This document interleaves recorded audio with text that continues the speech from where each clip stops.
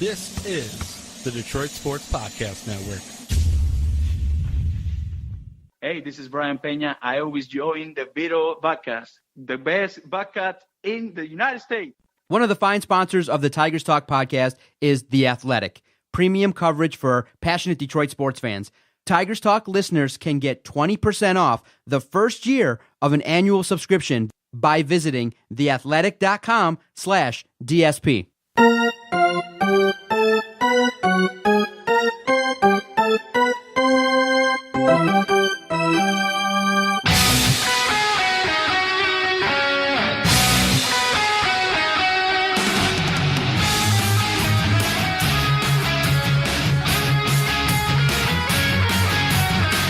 And welcome to the latest, the freshest edition of Tigers Talk with Chirco and company.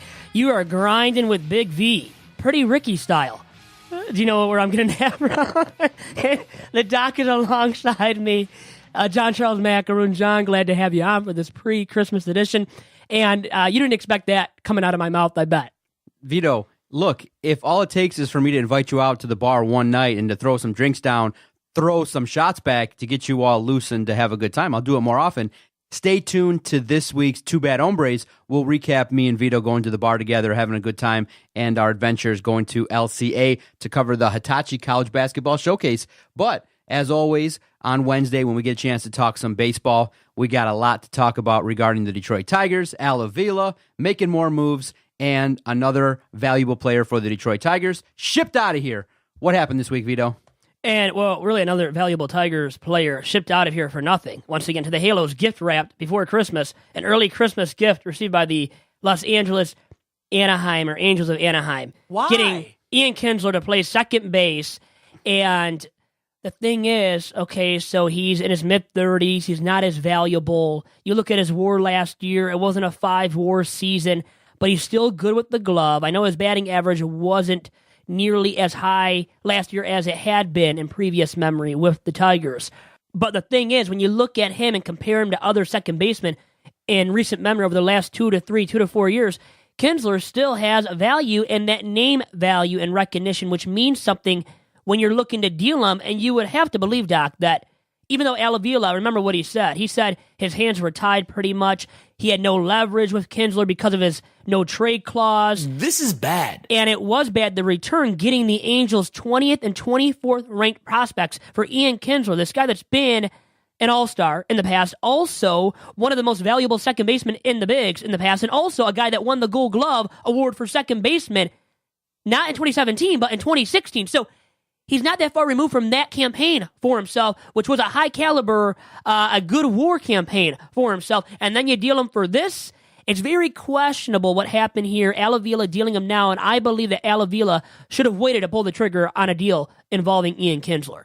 But Vito, you're working under the assumption that he was able to kind of maybe sit and wait, because I think that the ownership of the Detroit Tigers, Chris Ilitch, has told Al Avila, look, this is the number we're going to try to work towards in terms of a working budget, and Al Avila had to make the move. I mean, when you look at what the Tigers have done in the offseason in terms of cutting payroll, boom, they did the job. They are going to bottom out, and they're going to earn top draft picks for the foreseeable future. So in terms of just, not looking at who they got back, just looking at the decision to bottom out and to begin the process of quote-unquote tanking, this is great. The Tigers are now in a direction where you say, okay, they're going to get rid of as many high-priced talent as they can.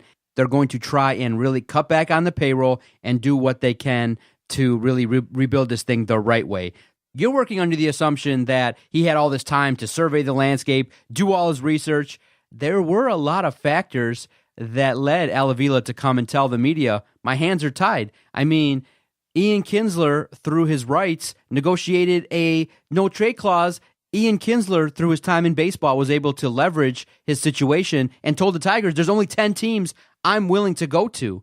So then you limit how many teams that the Tigers can call, and you recognize, too, that Ian Kinsler's numbers in 2017 didn't lend anybody to say, wow, this is a super hot prospect, and saying that this guy is worthy of a top 5 pick or multiple picks or things like that. And so knowing that Al Avila's hands were tied, that's the case. That's the fact. And so he got what he could. Before we dissect it further, who do we get? for Ian Kinsler being traded to the Los Angeles Angels of Anaheim?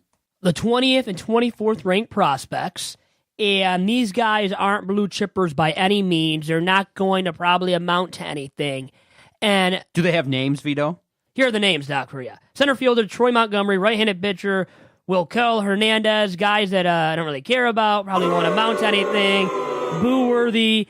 Now, I knew they got an arm, but this arm, I mean, is almost no better. Is worse off than that Victor Alcantara. Do you remember how they got him? Do you remember him, the name from the Halos last offseason for Cameron Maybin when they dealt Maybin for purely salary reasons, to dump salary and didn't get anything really for themselves to help themselves out as a Major League Baseball club? Well, it's similar to me in that regard. This haul for the Tigers, for Ian Kinsler from the Halos, from the same ball club as the haul that came for Cameron Maybin, and lackluster hauls. I mean, you got, once again, a relief arm, a guy that is never going to do anything at the Major League level last offseason, and Victor Alcantara, right? A guy that is just a crummy arm, never a top-tier name, top-tier prospect. And then these guys who are middling prospects in a farm system that is towards the bottom of Major League Baseball. So you pick the Halos to deal with when their farm system already is crummy at the top of its farm system. I mean, it's not a high-ranking farm system. And you have a guy in Ian Kinsler who you're not going to get blue chippers for once again. But you could have done better, in my opinion. But I know the holdup was a no-trade clause of Ian Kinsler. And because of that no-trade clause being intact, he pretty much picked his spot. He did. And that's the beauty of a no-trade clause. Giancarlo Stanton with the Marlins, we're going to have a Miami Marlins blogger on from this Miami Marlins SB Nation blog, FishStripes. And we're going to talk about Giancarlo Stanton being dealt to the Yankees when he refused to waive his no-trade clause to the San Francisco Giants and the St. Louis Cardinals, and leaving the Marlins hamstrung and their hands tied. That's why they were forced to deal him to a team he wanted to go to. So this no-trade clause pretty much is working out to be, almost free agency for these ball players getting moved that have the no-trade clause intact, such as Ian Kinsler, Doc. So you're sitting here disappointed that Al Avila told everybody that he had no leverage, that you felt like maybe had he not played his cards that way when he started the process of tearing down the Tigers, basically telling everybody, look, we're in a situation where we're dumping all these people, that there was no other real way for Al Avila to go down this road other than to get back what he got. You don't feel like that was acceptable. You feel like that he should have maybe kind of kept his cards closer to the vest and maybe gotten a little bit more for J.D. Martinez, Justin Verlander, Justin Wilson, Alex Avila going to the Cubs, and now Ian Kinsler. You feel like collectively this haul, even though it's brought back prospects, people are looking at, okay, the minor league system for the Detroit Tigers was really not that great, not really filled with talent, and now basically in an offseason, you've kind of started to add some prospects. And so you're looking at it and saying, I'm still disappointed. You felt like the rankings could have been better. They could have got a lot more for these guys. I kind of look at it differently and saying maybe the move for J.D. Martinez was underwhelming at first, but maybe the move for Justin Verlander and the trade with the Cubs has brought back some talent that could be productive. And I know people get nervous talking about prospects, but sitting here today, I feel like at least in terms of what he was trying to execute, he went out there and did it. Whether these prospects are going to pan out, that's what he's going to be judged on. If you don't get at least 3 or 4 productive players that are going to be on your everyday roster in the next 3 to 4 years, then you're going to look to broom Al Avila aside. But at this point in time, before anybody stepped on the field, before we've seen what they can do over a course of a couple of seasons in Toledo, I feel like you're being a little bit harsh here. Well, he got good hauls from the Astros for Justin Verlander from the Cubs, for Alex Avila, his son, and then for Justin Wilson, a reliever that I never thought was a upper echelon, lights-out relief pitcher at the end of games. So they got Jeimer Candelario, remember, from the Cubs, for Justin Wilson, Alex Avila. Avila, by the way, might make a reunion again with the Tigers, according to Tony Paul of the Detroit News. I love that guy. Nothing is imminent, though, okay, according to Tony Paul. But still, landing Jeimer Candelario back to hand to play third base, the third baseman of the present and the future for the Tigers ball club. I'm liking that deal a lot. They already won that deal, in my opinion. Then the Astros haul, the deal they made, Justin Verlander, trading him to the Astros, and the haul they got with the key piece being Franklin Perez, the starting arm that could head the Tigers' rotation in the future, along with Michael Fulmer, perhaps. Well, I like that haul so far as well. They got Daz Cameron as well, and a catching prospect, and I don't think you could ever have enough catching and pitching prospects, too. And Daz Cameron, the son of Mike Cameron, a former major leaguer, played a long time in the big, so he might amount to something. I'm liking what they got in those deals. So Al Avila hasn't done crummy on every single deal that he's made, but it seems like this was a Chris Ilitch directed move. That Chris I directed Al Avila to dump salary, and guess what? Because of that, Al Avila's hands were tied, and then because of the no trade clause being intact for Ian Kinsler, he had no leverage. Thing is, coming out and saying you had no leverage, that's a bad PR stunt. You don't come out and admit that, in my opinion, Doc. Okay, I respectfully disagree. I feel like he's just coming out and telling the truth, and he's telling people, look, this is what it is, this is what I got, but yeah, having trade partners with the Diamondbacks and with the Angels, two lower-ranked clubs in terms of prospects, isn't leading a lot of people to be positive. So the notion is, though, if you make the same mistake, if you move Michael Fulmer to the Yankees and you don't get back some of the names that have been listed, I mean, Al Avila's come out and said, no, we're not just giving away Michael Fulmer. This is a guy that's going to be a major league contributor, a potential Hall of Famer, a guy that can have no-hitters, complete games, can do it all. But there is a little bit of a caveat, a little bit of a risk with that guy in that he's got some arm injuries. He's got some things that are kind of allowing people to kind of throw up some red flags. So Michael Fulmer, if they do decide to move him on, I hope he doesn't go to the Yankees, because that would be really tough to see, one of your prized possessions go to a team like the Yankees, who are just stocking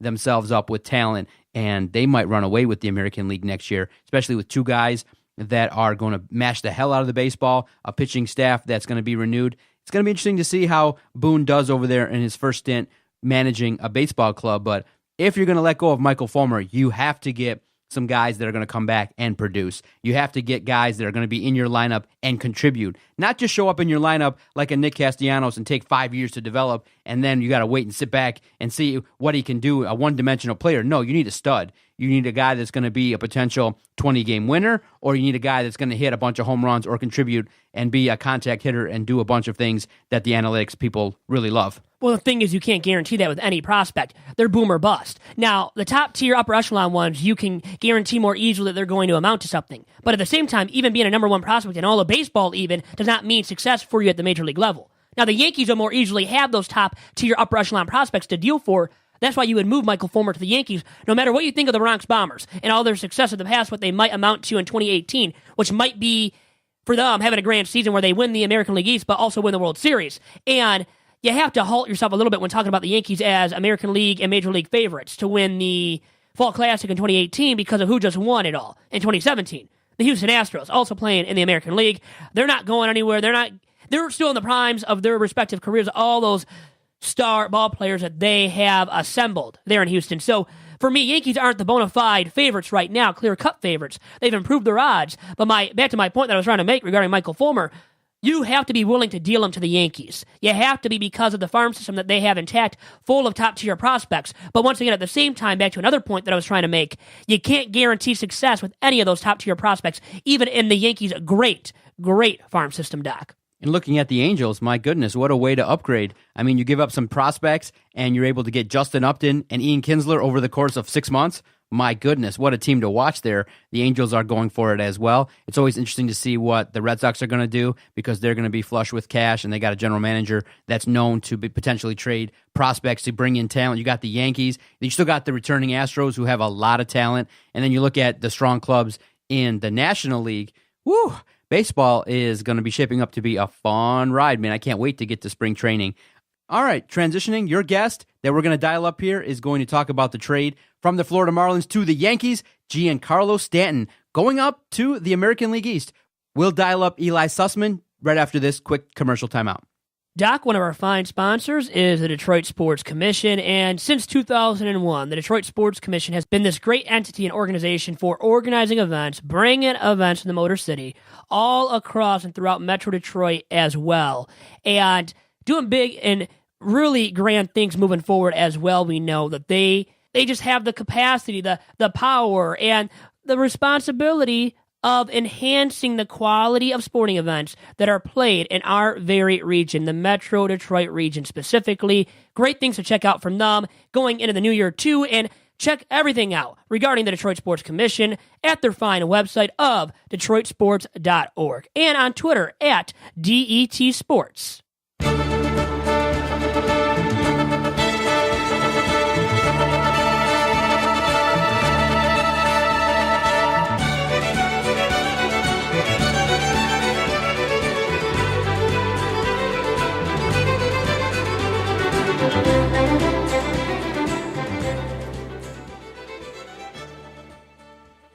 And now joining me on this episode of Tigers Talk via Vito's VIP line is Eli Sussman of SB Nation's Miami Marlins blog, FishStripes.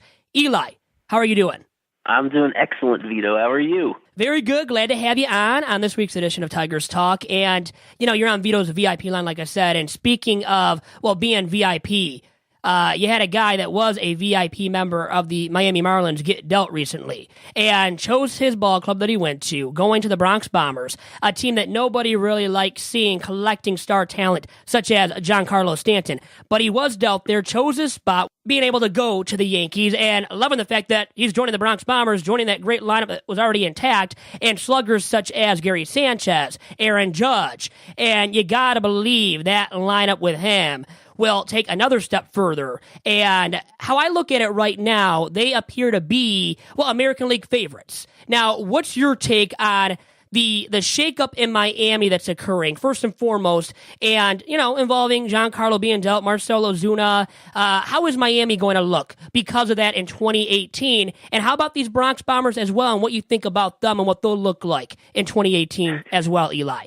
Yeah, well, real quick on the Yankees, they got pretty lucky with the fact that Stanton was able to pick his destination, basically, because of the no-trade clause that he had in his contract. That gave him a lot of leverage to steer himself wherever he wanted to go. So happy for him going to a team that he thinks is going to be competitive. And, that was one of the better offenses in baseball last year, and it's only going to get deeper with him there. But he was just one little piece. It's hard to call him a little piece, but he was just one part of what's going to be a pretty thorough rebuild in Miami. They've already traded outside of him, G. Gordon to Seattle. They traded Marcell Ozuna to the Cardinals, and might be Christian Yelich after that. And then their catcher, JT Realmuto, after that. Just anybody who's experienced and productive at the big league level and is making any sort of significant salary is going to be on the block, because this organization really needs to totally refresh their farm system. And they got off to a decent start with these moves they've already made, but they got to keep going. And it might be the worst team in the National League next year. It might be one of the worst teams the year after that, but the hope is that within a few years they're going to have a new core that rivals the one they've just had, and that's going to be able to make a consistent contender out of them. How I look at it, though, Eli, the shakeup is significant.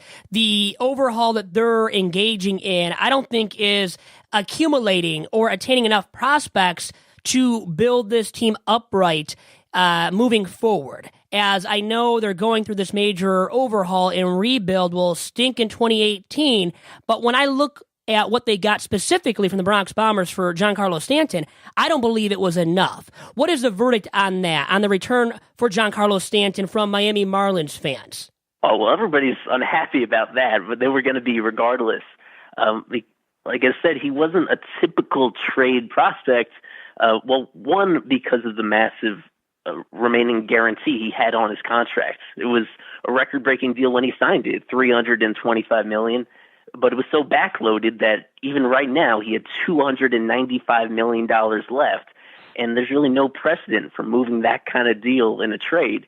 So the fact that they were able to unload about 90% of the money, it's an important difference to them. People are looking at the prospects that they got back in return, and they're real wild card prospects that you really can't count on them being productive big leaguers. And it's a little unclear whether either of them, the shortstop Jose Devers or the pitcher Jorge Guzman, are going to be any sort of consistent player in the majors. But just that salary relief was hugely important for them because, again, the big impetus for this rebuild is that they didn't have the resources to sustain a winning team with Stanton in town. If they were paying him $30 million a year for the rest of the decade, then it left them just not enough resources to surround him. For years, the Marlins have just been at this pitching deficit, especially since the loss of Jose Fernandez. And in order to get that pitching, you really have to build it up from scratch. So some of that is with the prospects they're getting back, but more of it is just about bottoming out and getting in a position where you're losing games and you're at least in a position to draft an impact amateur player or make other trades, because Stanton definitely was their best player, but he was far from their best trade chip. And you're right, because of the fact that the Marlins really had no leverage, because of the fact that Stanton had that no-trade clause that you brought up. He refused to waive his no-trade clause to the Cardinals and the San Francisco Giants, so really it was a pure salary dump, looking at what they got back from the Yankees. Low-tier prospects, and Starlin Castro, not really good enough when you look at Stanton, the player that he was. But because of all the money, like you had noted already, and people know out there that Stanton was making and would be making, the Marlins couldn't sustain anything and win with him on the payroll, with him making all that money, because they couldn't build around him. And now they're shipping off other guys. And for me, it all starts with Derek Jeter now being part of the ownership group. And the Marlins' majority owner is Bruce Sherman. But Derek Jeter has a say. He's a mouthpiece, pretty much, for Bruce Sherman in this current Miami Marlins ownership group. And him dealing Stanton to the Yankees, to his former ball club, and the evil empire, as they're well known as there in New York, just doesn't look great from afar for me, and I think to a lot of Marlins fans. And can you speak about that, the optics of that deal with Derek Jeter now, helping call the shots there in Miami and getting Stanton sent over to New York? And I guess what are the optics as well of everything else that the Marlins have done since Jeter has been a part of the ownership regime? Because to me, it's not looking great for Jeter so far with the Marlins. Yeah, the optics have been about as bad as possible. And both locally and nationally, people have, have had good reason to have a field day with this, with Jeter sending Stanton back to the Yankees. But when you get into the reality, it's not Jeter that was doing much. He has no experience in baseball operations prior to this, and by all accounts, he wasn't the one involved in any of the negotiations. He's the one just signing off on it at the end of the day. He's the CEO, and he's in this position where he's trying to balance the baseball moves with what they can do financially. He's the middleman between those two very different arenas. The optics are terrible, but it's the general manager, Michael Hill, who is the one that's ironing out the terms of all these deals, who's deciding which of these players makes the most sense to move now and who to hold on to. And now Jeter has a very interesting event coming up tonight in just a couple hours, where he's hosting a town hall meeting with some season ticket holders for the Marlins. And he's going to speak with the media afterwards, and we're going to have one of our contributors covering that live. And I'm curious what he says, because another big issue with the optics is not just the moves themselves, but that publicly Jeter hasn't necessarily he hasn't been very transparent about what the team is trying to do, and he hasn't been very specific, I guess, about what the plans are. So this is just another opportunity tonight for him to try to steer that in the right direction and take the focus off of him, because when the focus is off of him and not on the players and the prospects, then it's a big problem. Are the Marlins fans already souring on Jeter? Some of them definitely are. And it wasn't just these moves. It really started before that, while the playoffs were still going on, where, and I'm not sure if it's any fault of his own. Again, a lot of it has had to do with leaks in the organization, where details about negotiations that he had with some retired players in the front office got out, and Hall of Famers like Andre Dawson and Tony Perez worked in the Marlins front office for years. And when it got out that he had lowballed them when trying to extend their contracts with the team, they just walked away. So all the stories about his penny pitching and somewhat of his just not being a very involved person in the organization. One of the scouts that had been with the Marlins for years got fired from a hospital bed because the organization perhaps wasn't fully aware that he had just undergone a significant surgery. And the problem is more so that this stuff is leaking out. Whereas when Jeter was in New York as a player, nothing got out. And that was just part of the aura around him, is that nobody really knew anything about Jeter, and they assumed that he was perfect. And now it's just the total opposite, where the people that he surrounded himself with have really contributed to all the bad optics around him. And some fans are overreacting even before they play any games under Jeter. But Jeter is being cheap, and it looks bad for him PR optics-wise, as you are getting at as well. And I see a lot of Marlins fans believe in that and writing about that, and national baseball pundits as well writing about that and talking about that.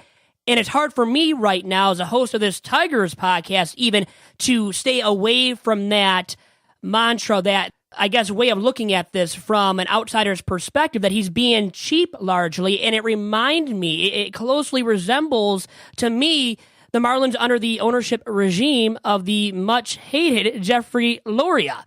I mean, how similar is it to you? I know Jeter and Bruce Sherman are still new to this, being owners of the Marlins, but on the surface right now, how similar is it to how the Marlins were operated under the regime of Jeffrey Loria? Well, it's kind of ironic because a lot of the moves he's making, they're motivated by saving money and trying to profit as soon as possible, even with a team that nobody's going to be watching in the short term.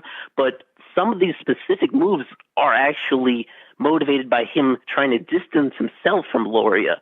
When he cut off these relationships with former players, the Hall of Famers, and also Jeff Conine, who's nicknamed Mr. Marlin, was there for both World Series. When he severed ties with those guys, when he was had a voice in firing their play-by-play man on TV, Rich Waltz, after 13 years. These are guys who had been with the organization, and cutting corners to fire them doesn't necessarily make a whole lot of sense from a financial standpoint. A lot of it appears to be motivated by trying to just start fresh, by trying to get all of his people in all of these positions, even ones that aren't necessarily that important, because he does seem concerned about the reputation the franchise had under Loria. But it's just a difficult balancing act because it's trying to distance himself from Loria while also trying to save money, while also trying to actually create a successful baseball organization. I mean, that I'm sure that's a bit of a consideration for him, but it's so hard to balance all three of them, and he's done a sloppy job of it, at least in the short term. And the Yankees, with Jeter back in the day when he first came up, they had the core four.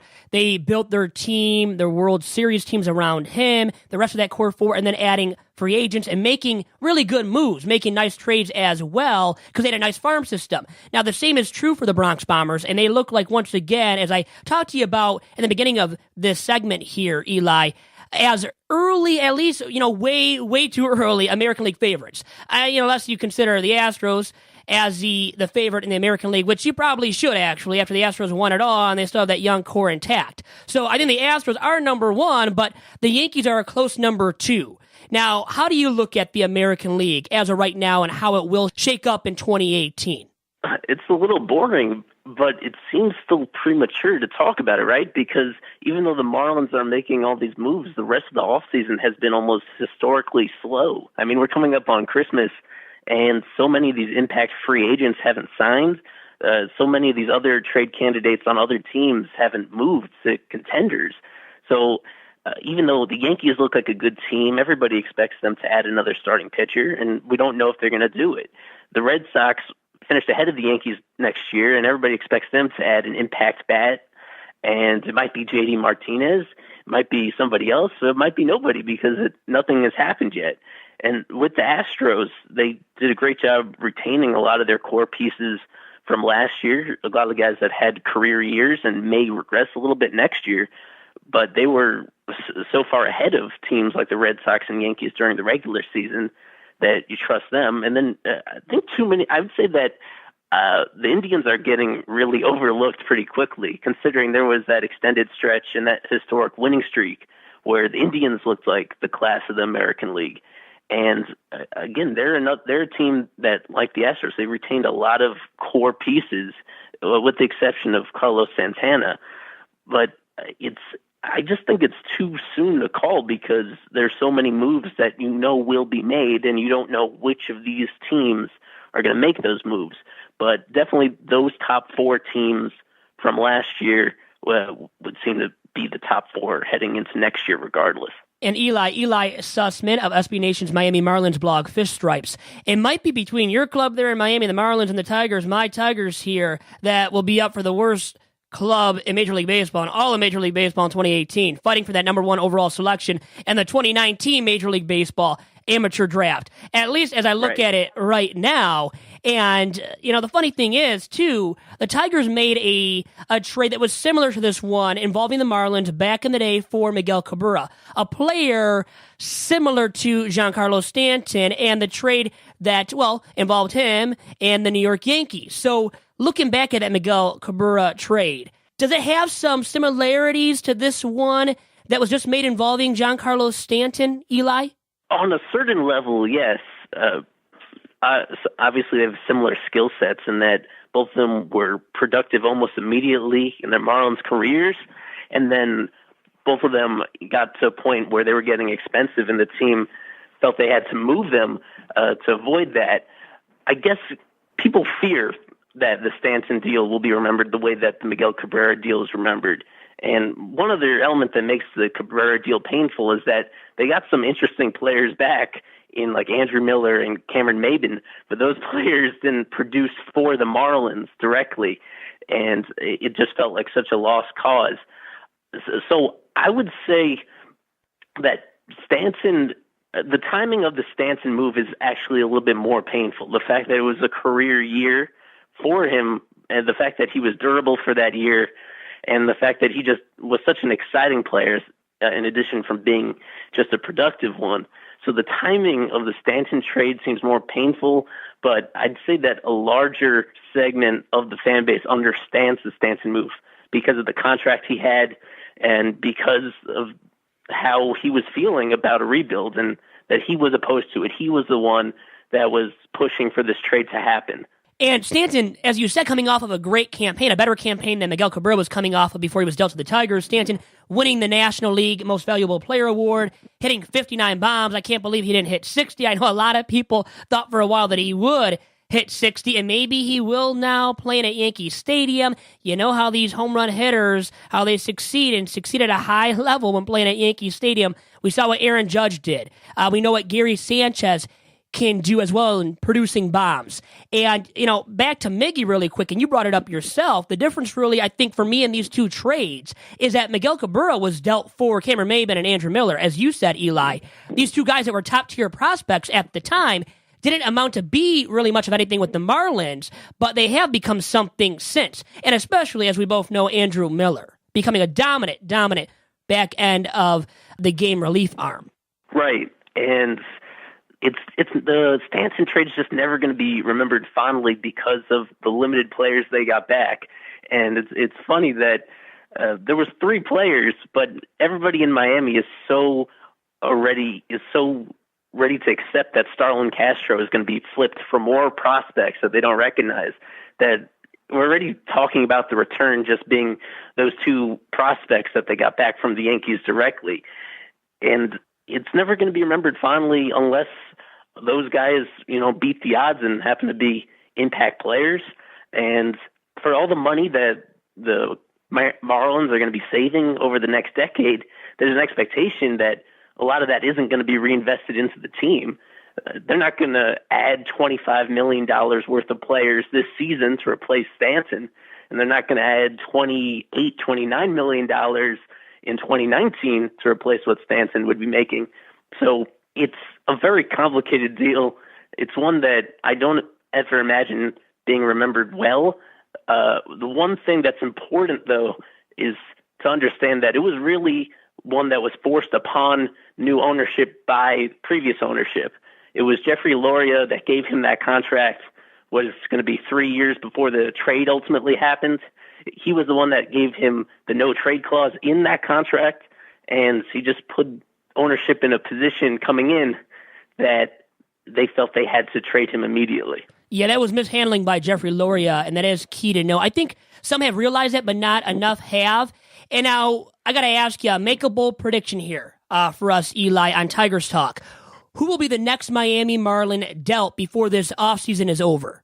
I would say Yelich. I would say Christian Yelich, and it's going to be either him or JT Realmuto, or they could pivot to one of their lesser assets, like a controllable starter in Dan Straley, or that they're really running out after those three players. They're running out of like experienced contributors that contenders would actually want. Yelich is reportedly going to speak directly to the front office in the next few days, and it's really following a similar pattern of what happened with Stanton early in the offseason, where he was the one that also confronted the front office directly, asked about the direction of the franchise, didn't like what he heard back, and then was committed to finding another team that he was comfortable playing on. So it seems like a similar setup with Yelich. Yelich doesn't have really any leverage in the talks as a guy that doesn't have that no trade clause, but he's the one that seems closest to getting out of here. He's the one that would have just tremendous appeal to a lot of teams. I don't know if there's a single team in the majors that has three outfielders better than Yelich. He would be an upgrade on any single other team, and he's controllable for 5 more years with 4 guaranteed and then a team option. So I would, if I had to bet on it, I would say Yelich is the one that moves next. And Eli, that club control is so sexy. That's what teams want. So you'll get more bang for your buck dealing Yelich as well. And a guy that wants out of Miami. I mean, I wouldn't blame anybody right now like Yelich who wants out of Miami because the team is going to stink and stink big time in 2018. We know that big time.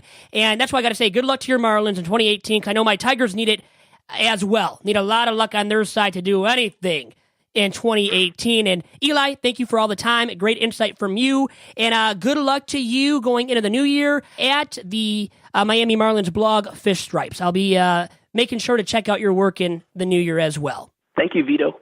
And we got a lot out of Eli Sussman there of SB Nation's Miami Marlins blog, FishStripes.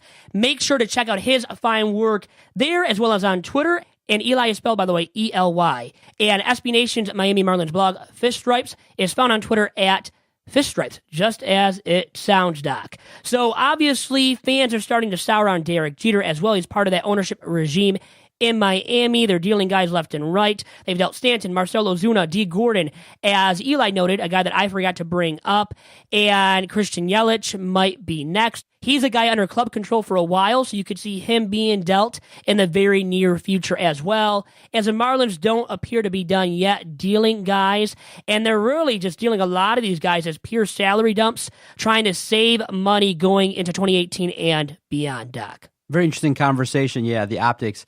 Everything's about the optics, Vito. That's why we like having you, because for some reason people seem to like you. I mean, whenever we go out to the casino, the bar, people are just hugging you, bringing you free shots, just going, "Are you Vito with the podcast?" And you're looking around like, dude, people recognize me? I can't believe it. So optics are important, and when you're a longtime Yankee Hall of Famer and you're Derek Jeter, the first move you make is to basically just get rid of one of your really star talent for basically nothing. It doesn't look that great, but the Marlins, man, we'll see how long this rebuild takes. But I guess we have to ask the question to get out of here. Which team makes the playoff first, the Tigers or the Marlins? Well, and that's a thing that we should have talked about, Eli and I, too, because you know what? Marlins, I think, are worse off. And in terms of wins in 2018, winning in the immediate future, that would be then 2. Well, I think Tigers have a better shot of winning the 70 games, of getting to 70 to 75 wins in 2018. Marlins, I see below that 70-win threshold in 2018. They're going to be bad for a while, and I think as of right now, how I look at it, they're going to be bad for longer than the Tigers, Doc. What's your take on that? Looking at the Marlins, what they're doing, they're overhauling completely and going to be really bad than the Tigers and seeing what they're doing, Doc. Yeah, I do believe, though, the Tigers right now, if they don't trade Michael Fulmer, they got a little bit of a better piece in that you got some starting pitching. You do have some semblance of some arms in the minor league system. Just looking at what they got now, adding a couple maybe top 5 picks, I'm kind of liking the trajectory of the Tigers. But both of them, I think, in 2018 are probably going to lose between 90 and 105 games. So 2018 is going to be a rough, brutal year for both. But going forward, I do believe that the upper echelon talent, it favors the Detroit Tigers. Over or under 70 wins from both clubs in 2018, I would easily take the under on that from the Marlins and the Tigers, Doc. And I think you're saying that much as well, because you could see both these clubs losing at least 90. I'm going to say for the Marlins, they lose 100 to 100 plus. Tigers are going to be very close to 100. If they keep dealing guys too, obviously, they might reach that 100 loss threshold. Yeah, it's going to be tough times for both organizations. It's going to be important for general managers to go out there and pluck the talent and to go out there and to really, really find the talent and go out there and try to convince your fan base who really doesn't believe at this point in time, both fan bases. And the Marlins, you feel bad because they've gone through this before. Even after winning a title, they didn't get a chance to celebrate it because they went out and shipped off every single person. And that's when Dombrowski and Jim Leyland were there. But the Detroit Tigers, they got to get out there. They got to go out there and convince the fans that this is the right direction. And both teams now, Doc, are trying to find that Giancarlo Stanton, right? That franchise cornerstone. The Tigers have a starting pitcher, and Michael Fulmer might be that franchise cornerstone. But what could they use for Christmas, Doc? Let's get into that really quick before we end this week's edition of Tigers Talk. And when you look at it for me, Doc, I'm going to say that star position player. I don't think they have it yet in Nick Castellanos and Mikey Matuk and Jamer Candelario. Guys that maybe can hit at the major league level, have shown some ability to in the past, but they could use that star position player. The Tigers could. So that's what I would want if I were to go to Santa Claus, my friend Santa Claus, and ask him for something from the North Pole to get the Tigers in 2018 and for the Tigers to have beyond 2018 as well. I would say that star position player, Doc. How about you for the Tigers, that Christmas gift that you would go to Santa Claus and ask the Tigers to get? Dear Santa, when the ticket prices come out, bring them way down. 40% sale, baby. Blue light special. I want to go out there a lot more with you this year because there's an opportunity for us to see what younger talent looks like, to see a ball club at the bottom.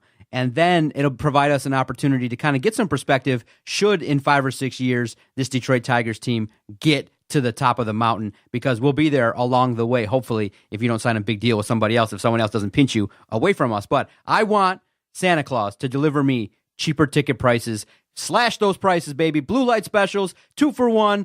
You and I got to get out there, and we want to do it on the cheap. So that's what I'm asking for. Cheaper prices so we can go out to Comerica, because at this point in time, at the current rates, I'm only going to 2 games. Doc, we'll get out of here with that. Merry Christmas to you, to Eli Sussman, our guest on this week's episode of Tigers Talk, and to all of you fine listeners for staying with us all this year. I hope you stick it out with us in 2018 as well. And for next week, if Vito is up to it, he might record a podcast himself, give you all the news and notes, because we want to deliver the content. But the Doc is on vacation. He's going to be on assignment as well next week during the time that we normally record. I'll be at the Quick Lane Bowl. So definitely tune in next week to DetroitSportsPodcast.com, and we'll have all the news and notes, and we'll continue the routine schedule that you're accustomed to. See everybody next time.